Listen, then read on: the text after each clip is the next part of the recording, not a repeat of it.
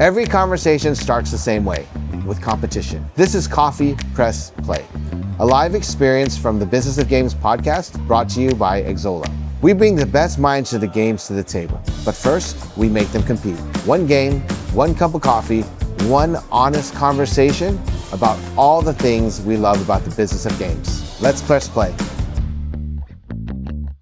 Welcome to Coffee.Press.Play. This is an event series by the Business of Games podcast. And Xander, can you introduce yourself a little bit and your company? Sure. My name is Xander Agosta. I'm Director of Marketing and Partnerships at Upptic. Upptic does growth marketing for the world's top games. Awesome. Well, in Coffee.Press.Play, it's a very simple concept. We're going to drink some coffee. We're going to play Super Smash Brothers. And depending on how you do, and so far everyone's been doing very well, you will have either an easy question or a hard question. You ready to do this? Love it. Let's do it. All right, let's go. I haven't played much since Melee, but I'll hang. Oh, come on. No, not again. I love that for me. Oh, boy. Happened again. I'll take all the cheese. So, Kelly, I hate to say this. I fell again. Another easy question is on the way. Name someone in your career who has influenced how you make decisions today.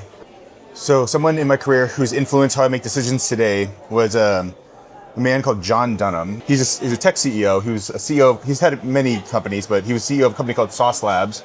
They're not a game company, but they are a Silicon Valley startup, and they've done fairly well. And he reached me at a point in my career where I was transitioning from, believe it or not, doing construction to working in the tech industry.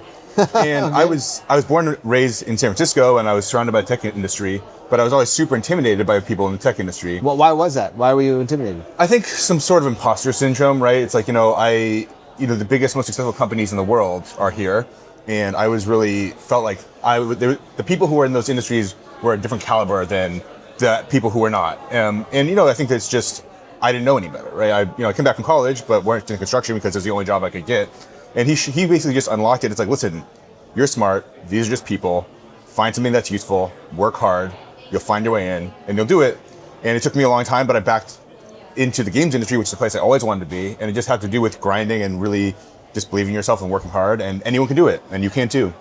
So did you set forth? So you're in construction. You're working that job. I'm sure what's going on in your mind is like, well, I'm in Silicon Valley.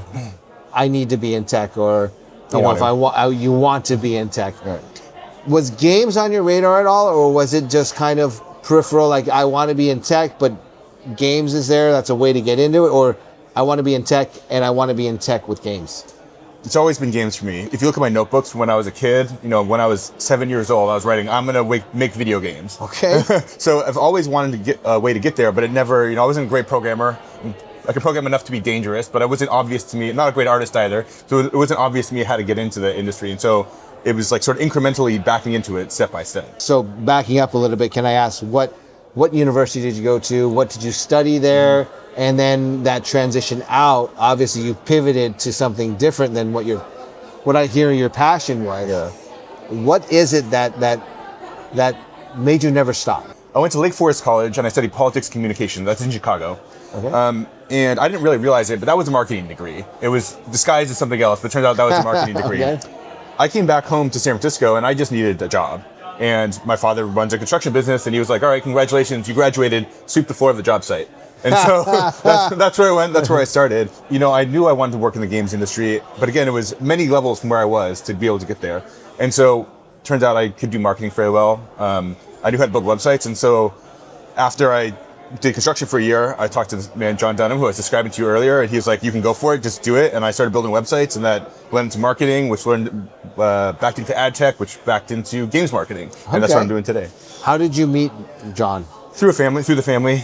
Okay, so just a connection. Your parents and your dad obviously knew that construction was not necessarily your passion. Yeah. And he was willing to make that intro for you. Exactly. Did you ask for that intro? I'd like to say yes. I honestly don't remember. I